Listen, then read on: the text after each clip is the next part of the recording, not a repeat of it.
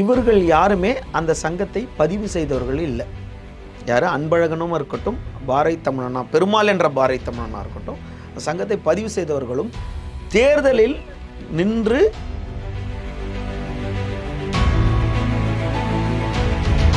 சென்னை பத்திரிகையாளர் மன்றம்னு தமிழில் இவங்க பண்ணலை, ஆங்கிலத்தில் பண்ணுறாங்க. எப்படின்னா CHENNAI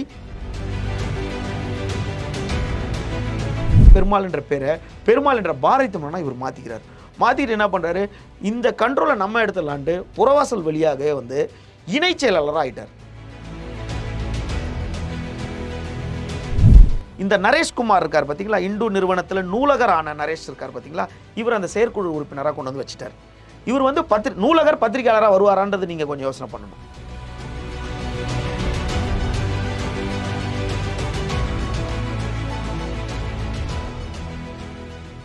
வணக்கம் நண்பர்களே. பல்வேறு விதமான பிரச்சனைகளை ஊடகங்களை வெளிக்கொண்டு வருவது பத்திரிகையாளருடைய ஒரு கடமை.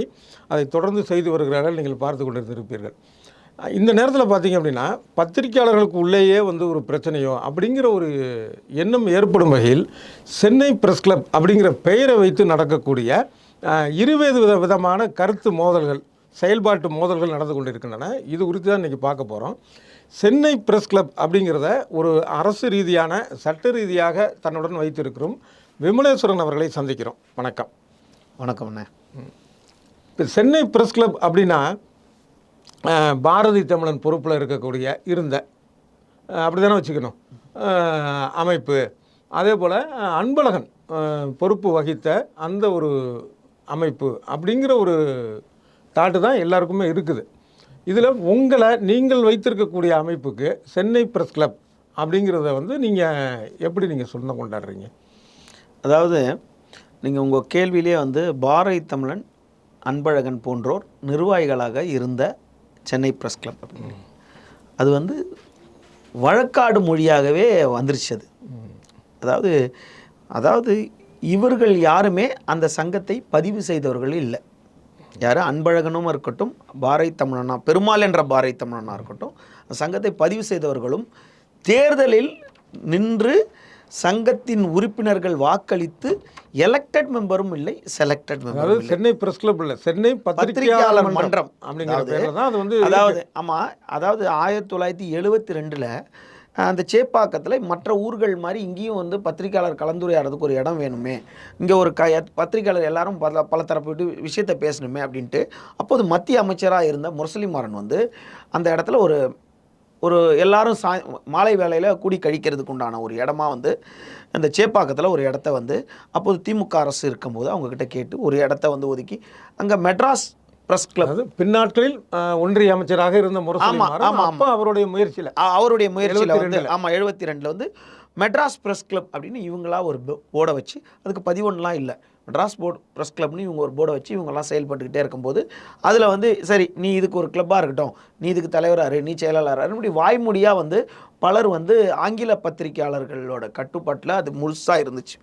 அந்த நேரத்தில் சென்னை பத்திரிகையாளர் மன்றம் அப்படின்றது பேரே கிடையாது, மெட்ராஸ் பிரஸ் கிளப் அப்படின்றதான் இவங்க செயல்பட்டுக்கிட்டே இருக்காங்க.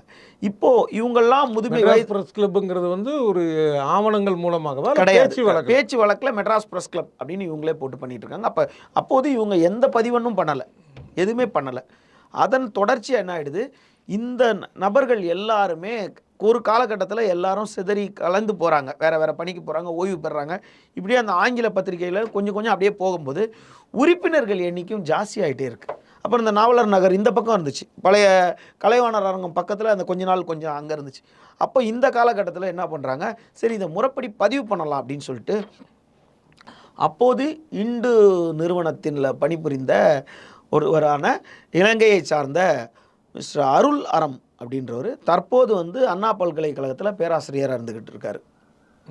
அவர் வந்து ஜெனரல் செக்ரட்டரி, அதாவது நிறுவனர் பொதுச் செயலாளராக அவர் வந்து மத்திய சென்னை மாவட்ட பதிவாளர் அலுவலகத்தில் இப்போ இருக்க பைக்ராப்ஸ் கார்டன் ரோட்டில் இருக்க ஒரு மத்திய சென்னை மாவட்ட பதிவாளர் அலுவலகத்தில் பேரை பதிவுலாம் அப்படின்னும் போது இவங்க என்ன பேரை பதிவு செய்யலாம், மெட்ராஸ்ன்ற பேர் வந்து சென்னையாக மாறிடுச்சே, அப்போ மாற்றப்பட்டிருக்க, இப்போ நம்ம போயிட்டு மெட்ராஸ் பிரஸ் கிளப்பை எப்படி மாற்றலாம் அப்படின்னு அவங்க கேட்கும்போது அப்போ தமிழ் குடிமகன் வந்து அப்போ சொல்கிறார், தமிழ் குடிமகன் அமைச்சர் சொல்றாரு. தமிழ் குடிமகன். ஆமா, அப்போ அமைச்சராக அமைச்சரா இருந்தால் இருந்த தமிழ் குடிமகன் சொல்றாரு. நீங்க மற்ற ஊர்ல பிரஸ் கிளப்லாம் வச்சுட்டு போறாங்க, இது நம்ம தமிழ்நாடு, அதனால நீங்க வந்து சென்னை பத்திரிகையாளர் மன்றம்னு ரிஜிஸ்டர் பண்ணீங்க. 96 97 காலகட்டத்தில். ஆமாம், அவருடைய ஆலோசனைப்படி சென்னை பத்திரிகையாளர் மன்றம்னு தமிழில் இவங்க பண்ணலை, ஆங்கிலத்தில் பண்ணுறாங்க. எப்படின்னா CHENNAI PATRAOAKALAR MANDARAM இப்படி பண்ணுறாங்க. ஆங்கிலத்திலையும் அதே தான், ஆங்கிலத்தில் பண்ணுறாங்க. ஆங்கிலத்தில் பண்ணால் அதோட வெர்ஷன் வந்து சென்னை பத்திரிகையாளர் மன்றமாக ஆயிடுது. டங்கிலீஷ் சென்னை பத்திரிகையாளர் மன்றம் அப்படி மாறி. ஆங்கிலம் ரெண்டுத்தையும் அதே பேர். அதே பேரை பயன்படுத்தும் போது இவங்களுக்கு வந்து 403/1997 ஒரு பதிவெண் கொடுக்கப்படுது. இப்போது அப்போது அவர் இருக்கிறார், அருளரம் வந்து பொருளாளராக இருக்கார். அப்போ நாத்திகம் பாலு மூத்த பத்திரிகையாளர்னா அவங்களாம் நிறைய பேர் தாங்க, பாதி பேர் மறைஞ்சிட்டாங்க, இப்போ பாதி பேர் இல்லை. இவங்கெல்லாம் அதில் இருந்துட்டு இருக்கும்போது ஒரு காலகட்டத்தில் இந்த பொதுச் செயலாளராக வந்து அவர் பதிவு செய்கிறார். நல்லா அதில் வந்து உற்று நோக்க வேண்டிய விஷயம் என்னென்னா, சங்கத்தை ஃபவுண்டர் ஜெனரல் செக்ரட்டரி அவர் பதிவு செய்துட்டு போர்டில் நிர்வாக போர்டில் அவர் எப்படி இருக்கார், பைலாவில் வந்து அவர் ஜெனரல் செக்ரட்டரியாக இருக்கார், நிர்வாக போர்டில் அவர் பொருளாளராக இருக்கார். அருளரம் பொருளாளராக இருக்கு. இதற்கு நடுவில் அவருக்கு வந்து ஒரு அரசு பணி கிடைக்குது. அரசு பணி கிடைச்சோன்னா அவர் அங்கேருந்து விட்டுட்டு வர்றார். விட்டுட்டு வந்தோன்னா மற்றவங்களாம் இவங்க கூட நம்ம போராடிக்க வேண்டாம் அப்படின்னு சொல்லிட்டு தமிழ் பத்திரிகைகள் கொஞ்சம் வருது. அப்போ தமிழ் பத்திரிகை ஆங்கில பத்திரிகை இவங்களுக்கும் சில கருத்து மோதல்கள் இருந்துக்கிட்டே இருந்தோன்னா, நீ இவன் வந்தால் போக இடத்துக்கு நம்ம போக வேண்டாம் அப்படின்னு கொஞ்சம் பேர் ஒதுங்கி போகிறாங்க. இந்த காலகட்டத்தில் சிவகுமார்னு ஒரு நபரை வந்து நுழைகிறார். யார் அந்த சிவகுமார்னா, முதல்ல இருந்த அருளரம் வந்து இந்து நிறுவனத்தின் ஊழியர். அதே சிவகுமார் யாருன்னு கேட்டால் இந்து நிறுவனத்தின் கிரைம் பீட்டில் இருக்க ஒரு செய்தியாளர். 2 பேரும் செய்தியாளர்கள் அதே நிறுவனம். ஆமாம், அதே நிறுவனத்தில் செய்தியாளர். உடனே இவர் அங்கே வராரு. இவர் அங்கே வந்தவுடனே என்ன ஆயிடுறாரு, இந்து நிறுவனம் வேற, கிரைம் அருளரமோட பாலிசி வேற. அவர் வந்து அமைப்பாக கொண்டு வரணும், அவருக்கு ஒரு அரசு வேலை கிடச்சின்னு போயிட்டார். பட் சிவகுமார் வந்து ஆல்ரெடி பல குற்றச்சாட்டில் சிக்கிட்டு இருக்கார். அவரோட தந்தை வந்து ஒரு வழக்கில் சிக்கிறாரு, அவரையும் மறைக்கப்படுறாங்க, அதையும் காப்பாற்றப்படுறாங்க. அவர் வந்து பேராசிரியராக தான் இருக்கிறார். இல்லை, இதெல்லாம் ஆதாரம் இருக்கா உங்கள்கிட்ட? ஆமாம், வந்து ஒரு வழக்கு இருக்கு. அதெல்லாம் இல்லை. ஆதாரம் மேலே என்ன குற்றச்சாட்டு? அவங்க தந்தை இவர் மேலே என்ன பண்ணுறாரு, இவர் பேது, அதாவது சிவகுமார் பேது என்ன குற்றச்சாட்டுனா, அப்போது வந்து சென்னை பெருநகர காவல் ஆணையராக வந்து விஜயகுமார் இருக்கிறார். அந்த காலகட்டத்தில் இவர் என்ன பண்ணுறாரு, காவல்துறையில் பல இடங்களில் போயிட்டு சென்னை பிரஸ் கிளப் பேரை சொல்லி பணம் வசூலிக்கிறார். அது இல்லாமல் புதிய காவல் ஆணையர் இவர் தான் அப்படின்னு சொல்லிட்டு அப்போது இருந்த ஒரு ஐபிஎஸ் அதிகாரியோட மகன், பெண் ஐபிஎஸ் அதிகாரியோடைய மகனுடன் சேர்ந்து இவர் பல இடங்களில் வந்து செய்தியை வந்து தவறாக பதிவு பண்ணுறாரு கமிஷனர் பேரில். அப்போ அந்த சென்னை மாநகர காவல் ஆணையர் என்ன பண்ணுறாரு, இவர் எவ்வளோ ஆப்ளிகேஷன் நம்மக்கிட்ட கொண்டு வந்திருக்காரு, இந்த ஆப்ளிகேஷனாக நம்ம முடிச்சு கொடுத்துருக்கோம், இவர் நம்மளுக்கு அகேன்ஸ்டாகவே இதில் செய்தி போடுறாரு அப்படின்னு சொல்லிட்டு இவரை பற்றி ஃபுல் டீட்டெயில் எடுங்கன்னும் போது இவருக்கு எந்தெந்த இடத்துலேருந்து பணம் வருது இது எல்லா டீட்டெயில்ஸையுமே கேதர் பண்ணி எடுத்துகிட்டு போனோன்னே அவர் இந்து நிறுவனத்துக்கு அனுப்புகிறார் அந்த டீட்டெயில். உடனே இந்து நிறுவனம் அவரை வந்து கண்டித்து என்ன பண்ணுது, அவரை வெளியே அனுப்பிடுறாங்க. உடனே அவர் வந்து திரும்பவும் வந்து வேலைக்கு கேட்குறாரு. அப்போ ஏன் கூடயே இருன்னு சொல்லிட்டு இந்து நிறுவனத்தின் அதிபர் இப்போ இருக்க மேனேஜிங் டைரக்டர் அவர் கொஞ்ச நாள் கூட வச்சுக்கிறார். இந்து ராம் வந்து அவர் கூட வச்சுக்கிறார். இந்த காலகட்டத்தில் காவல்துறையில் இவர் பழைய மாதிரி செயல்பட முடியல. காவல்துறை கிரைம் பீட் பார்த்துக்கிட்டு இருந்தவரால் திரும்ப அவரால் செயல்பட முடியல. அவரோட மனைவி வந்து ஆஸ்திரேலியாவில் இருக்காங்க. அப்போ இதுதான் சாக்குன்னு சொல்லிட்டு ஆஸ்திரேலியா போயிடுறாரு. பிற்காலத்தில் ஆஸ்திரேலியாவில் இருக்க சிறைத்துறை வந்து தனியார் மயமாக்கப்பட்டது. அப்போ அதில் சிறைத்துறையில் பணி செய்து இப்போ அநேகமாக பணி ஓய்வு கூட பெறக்கூடிய நிலையில் தான் அவர் இப்போ இருக்கணும். அவர் அங்கே போயிட்டார், பாதியில் விட்டுட்டு போயிட்டார். அப்போது 2002 காலகட்டத்தில் அவர் விட்டுட்டு போயிட்டார். அப்போ 2001 மெம்பராக வராரு. யார்? பெருமாள் என்ற நபர். பெருமாள் என்ற நபர் எப்படி வராரு? ஆமாம், பெருமாள் என்ற நபர் எதுக்கு வர்றாருன்னா, அதுக்கு முன்னாடி மக்கள் செய்தின்னு ஒரு பத்திரிகையை சொந்தமாக நடத்துகிறார். ஆசிரியராக இருந்து நடத்துகிறார். மக்கள் செய்தின்னு ஒரு பத்திரிகை நடத்துகிறாரு. நார்த் மெட்ராஸ்லாம் அந்த பத்திரிகை போகுது. அதற்கப்புறம் அங்கே புரட்சிவாக்கத்தில் இன்னொரு பத்திரிகையாளர் இருக்கார். அவருடைய அலுவலகத்தில் பத்திரிகைலாம் எடுத்துகிட்டு வந்து செய்தியாளராக கொஞ்சம் போடுறாரு.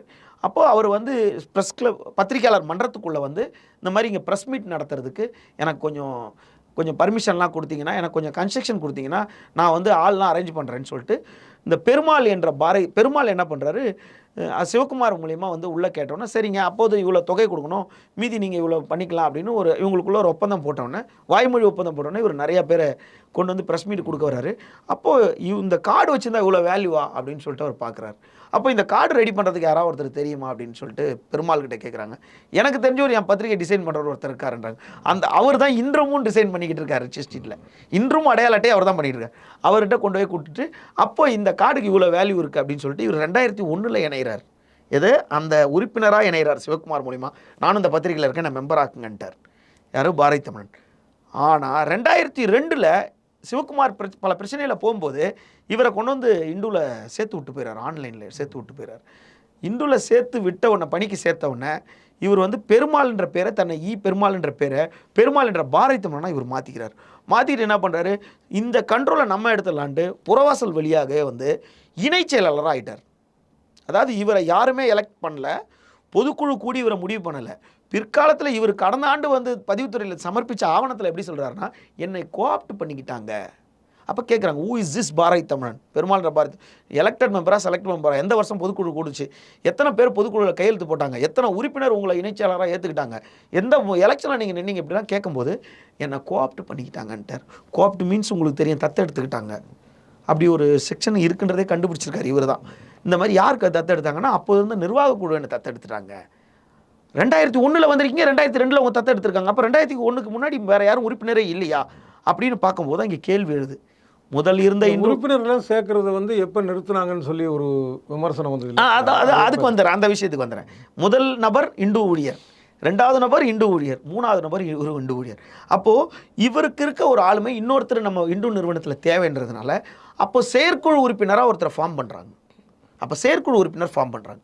அப்போ ஃபார்ம் பண்ணும்போது என்ன பண்ணுறாங்க, இதில் ஒரே ஒரு ஆள் எலெக்டட் மெம்பர் 70% வாக்கு, அதாவது ஒரு சித்தரிக்கப்பட்ட ஒரு தேர்தலில் ஒரு தேர்தல் நடந்துச்சு, அந்த தேர்தலில் ஒருத்தர் வந்தாருன்னு ஒரு கண்துடைப்புக்காக ஒரு வெற்றி பெற்றதா அறிவித்த செயற்குழு உறுப்பினரான ஒரே நபர் கீதா பிரியன் மட்டும்தான். அப்போது 99 அப்போது 99 தேர்தலை நிறுத்தி வைங்க, ரிசல்ட்டை நிறுத்தி வைங்கன்னு சொல்லிட்டு மூத்த பத்திரிகையாளர்லாம் சொல்லிட்டு போகும்போது இவங்களே அறிவித்து கீதா பிரியன் செயற்குழு உறுப்பினராக தேர்ந்தெடுக்கப்பட்டார்னு கொண்டு வந்தது தான்.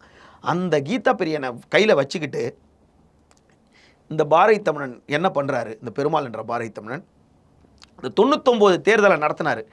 கேஆர் நரேஷ்குமார்னு ஒருத்தர், கண்டிப்பாக உங்களுக்கு தெரிஞ்சிருக்கும், மலையாளத்து நம்பர். அவர் மேலே 20க்கும் மேற்பட்ட இப்போ அவருக்கு 80 வயசு இருக்கலாம். அவர் மேலே ஏராளமான வழக்குகள் சென்னையில் பதிவு செய்யப்பட்டு இதோட சென்னையில் போய் அவர் வெளியூரில் கேரளாவில் செட்டில் ஆகி 25 ஆண்டுகளுக்கு மேலே ஆயிடுச்சு நரேஷ்குமார்.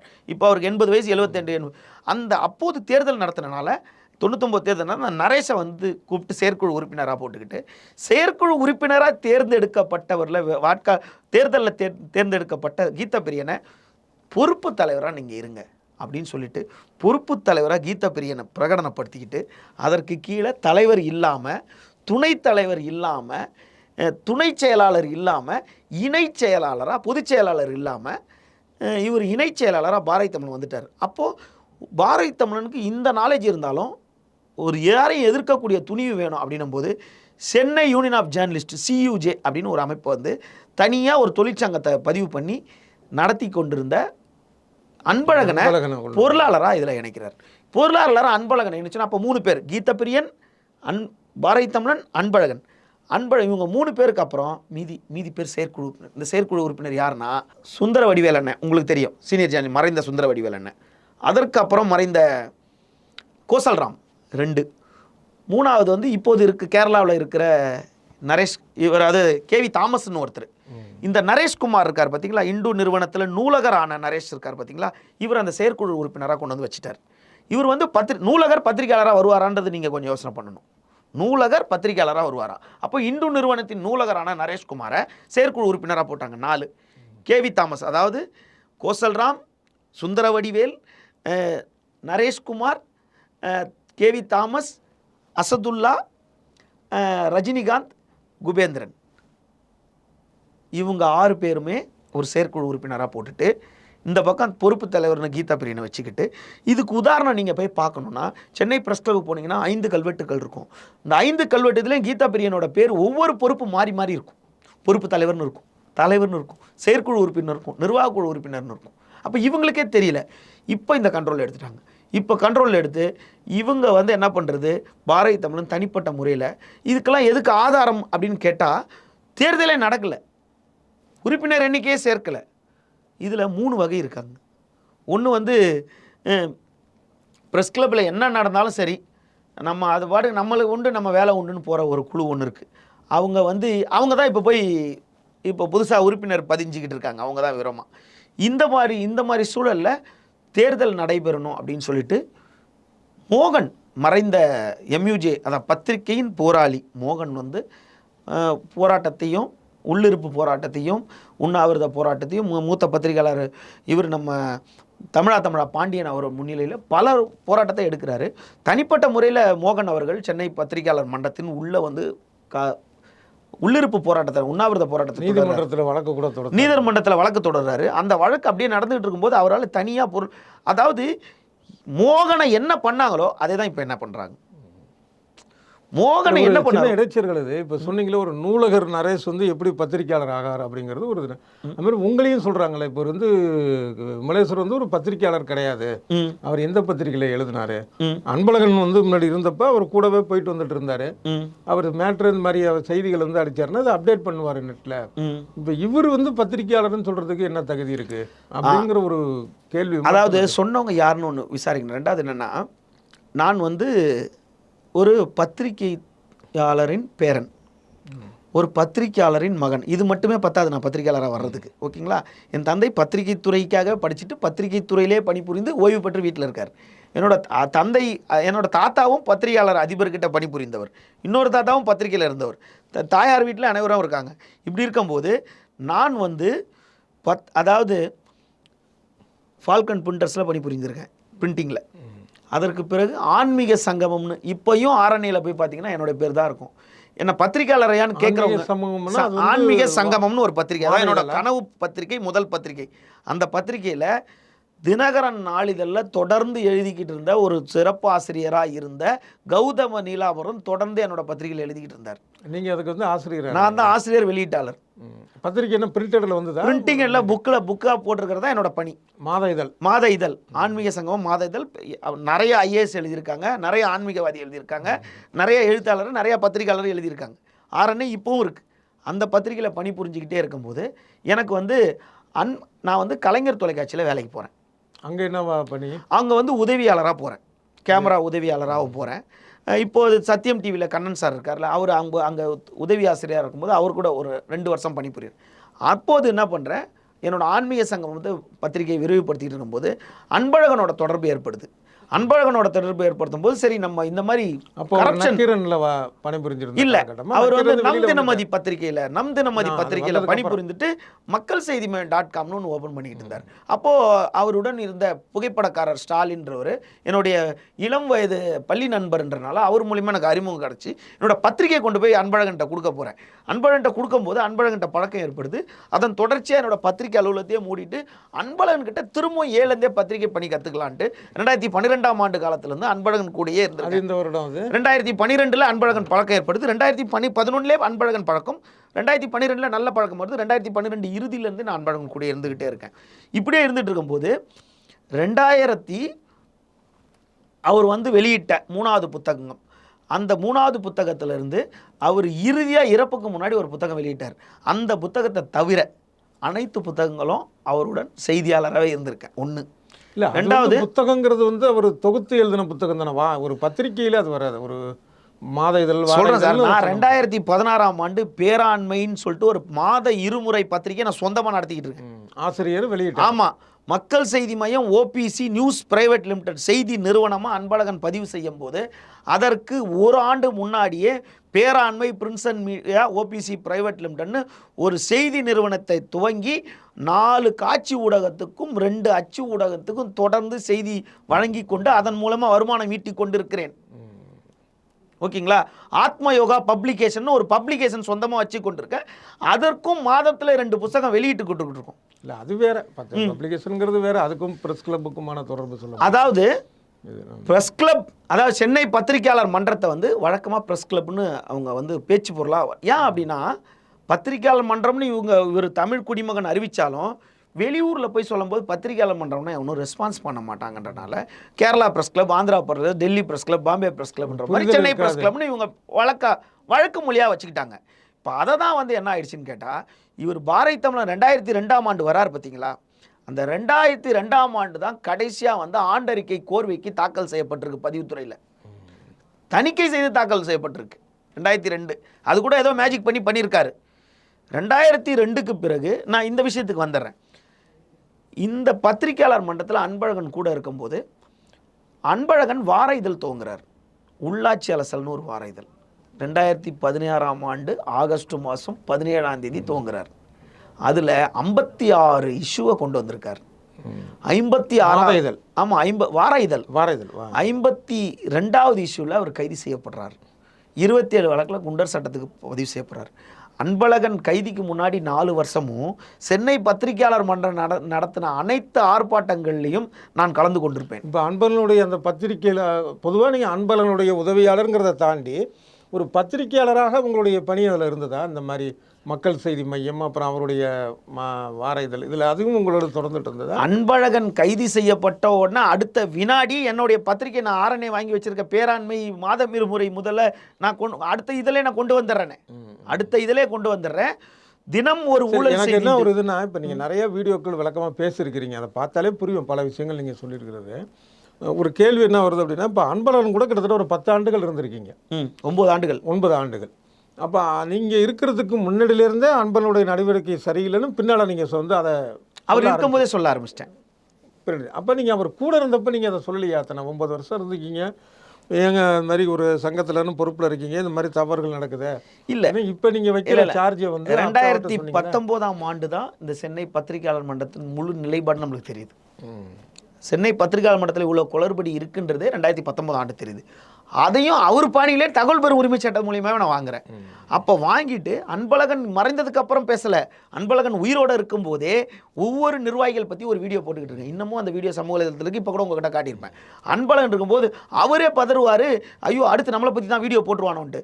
அப்போ காலையில் அவர்கிட்ட பேசுவேன் செய்தி சனமா. சரி, இப்போ சுருக்கமாக சொல்லுங்கள் மாதிரி. ஆனால் நிறையா நீங்கள் வீடியோ பேசுகிறீங்க, நம்ம நேயர்களுக்காக நீங்கள் குறிப்பிட்டு சொல்கிறீங்க இல்லையா, அன்பழகன், அதே போல் இவர் பாரதி தமிழன், அப்புறம் அசதுல்லா, இவங்களை பற்றி தான் நீங்கள் நிறையா பேசியிருக்கிறீங்க. இவங்க தானே அதை கட்டுக்கோப்பாக வச்சு அந்த இதை கண்ட்ரோல் வச்சுருந்தாங்க. கீதப்பிரியன், இது இவங்க 4 பேருடைய செயல்பாடுகளை பற்றின உங்கள் விமர்சனத்தை சுருக்கமாக சொல்லுங்களேன். இத்தனை வருடங்களில் இதெல்லாம் வந்து தவறாக பண்ணாங்கன்னு சொல்லி நீங்கள் நிறையா சொல்கிறீங்க. அதாவது நீங்கள் சுருக்கமாக சொல்லுங்களேன். அது உறுப்பினர் எண்ணிக்கைன்றதே அவங்க உறுப்பினர் சேர்க்கைன்றதே ஸ்டாப் பண்ணிட்டாங்க. முழுக்க வந்து கணக்கு வழக்கில் வந்து இப்போது ஒரு 7 பேர் கொண்ட குழு வந்திருக்காங்க. இது முழுக்க அபாண்டமான ஒரு வழிகாட்டு குழு கிடையாது. இவங்க வந்து வருவோம். ஆமாம், அவங்க செய்ததை சொல்கிறேன். அவங்க நீங்கள் என்னென்ன சார்ஜ் வைக்கிறீங்க அவங்க மேலே? அவங்க என்ன சார்ஜ் வைக்கிறோன்னு கேட்டால், அவங்க முழுக்க ஒரு சார்பு எந்த காவல்துறை அதிகாரி வராங்களோ அந்த காவல்துறை அதிகாரிக்காக செயல்பட்டுக்கிட்டு இருந்தாங்க. ஆண்டறிக்கை கோர்வைக்கு தாக்கல் செய்யப்படவே இல்லை. அவங்க நீதிமன்றம் என்ன சொல்லுது? காவல்துறை அதிகாரிக்கு சார்பான எனக்கு புரியல. அதாவது யார் ஒருவர் காவல்துறைக்கு எதிரான செய்தி வெளியிடுறாங்களோ அவங்கள உடனே கூப்பிட்டு கண்டிப்பாங்க. அவங்கள கண்டிக்க முடியலை அப்படின்னா அவங்கள போலி பத்திரிகையாளர் முத்திர குத்திடுவாங்க. இப்படி தான் நானும் குத்தப்பட்டேன். ஏன்னு கேட்டால், காவல்துறையை மட்டும் தன்னோட கண்ட்ரோலில் வச்சுக்கிட்டு எடுத்த உடனே கமிஷனர் ஃப்ரெண்டுன்னு தான் பேசுவாங்க. இதோ இன்றைக்கு ஓய்வு பெற இருக்க ஏகே விஸ்வநாதன் இருக்காரு, அவர் கண்ட்ரோலில் இருக்கும்போது ஃபோனில் பேசும்போது என்ன புகார் உங்களுக்கு இருக்குது? வேற என்ன புகார்னா, அதாவது 2 வங்கி கணக்கு இருக்குது சார். டிஎன்எஸ்சி வங்கி கணக்கு இருக்குது, சென்ட்ரல் பேங்க் ஆஃப் இந்தியா வங்கி கணக்கு இருக்குது. உங்கள் வீட்டு பக்கத்தில் உங்களுக்கு பக்கத்திலே ஒரு வங்கி இருக்குது. அந்த வங்கியில் உங்களோட பணத்தை போடுவீங்களா? ஒரே சலுகை தான் ரெண்டுத்துலேயுமே. ரெண்டு வங்கியில் ஒரே சலுகை. 3 கிலோமீட்டர் தள்ளி இருக்க வங்கியில் நீங்கள் பணத்தை செலுத்துவீங்களா? அப்போது 2 வங்கி கணக்கு வச்சுக்கிட்டாங்க. 2 வங்கி கணக்கு வச்சுக்கிட்டு ஒரு வங்கி கணக்கில் பணத்தை செலுத்திக்கிட்டே இருக்கிறாங்க. ஒரு வங்கி கணக்கில் மாதம் 1 லட்சம் ரூபாய்க்கு மேலே தாண்டதே இல்லை. இன்னொரு வங்கி கணக்கில் மாதம் 5 லட்சம் 8 லட்சம் 10 லட்சம் இப்படி தாண்டுது. இந்த கணக்கை கொண்டு வரதே இல்லை கணக்கில். இந்த டிஎன்எஸ்சி வங்கி கணக்கை மட்டும் கொண்டு வந்துக்கிட்டு இருக்காங்க. இது அபண்டமாக வெளியே உடைக்கிறேன். சென்ட்ரல் பேங்க் ஆஃப் இந்தியாவில் அக்கௌண்ட் இருக்குது. அப்போது டிஎன்எஸ்சி வங்கியில் 2017 வரைக்கும் வருடம்தோறும் 49,000 சில்லரை வந்துக்கிட்டு இருக்குது. எப்படி? இப்போ பத்திரிகையாளர் வைப்பு நிதியிலிருந்து. ஆனால் 2019ஆம் ஆண்டு 10 லட்சத்தையும் காணும். இப்போ இந்த காவல்துறை அதிகாரிகளுக்கு ஆதரவாக செயல்பட்டாங்கிறத வந்து ஒரு ஆதாரத்தோடு நம்ம நிரூபிக்க முடியாது. ஏன்னா ஒரு பேச்சு வழக்கில் நடந்ததாக நீங்கள் சொல்கிறீங்க. அதாவது ஒன்று இல்லை என்னுடைய கேள்வி இது. இதனால் அது ஒரு பக்கம் இருக்கட்டும்.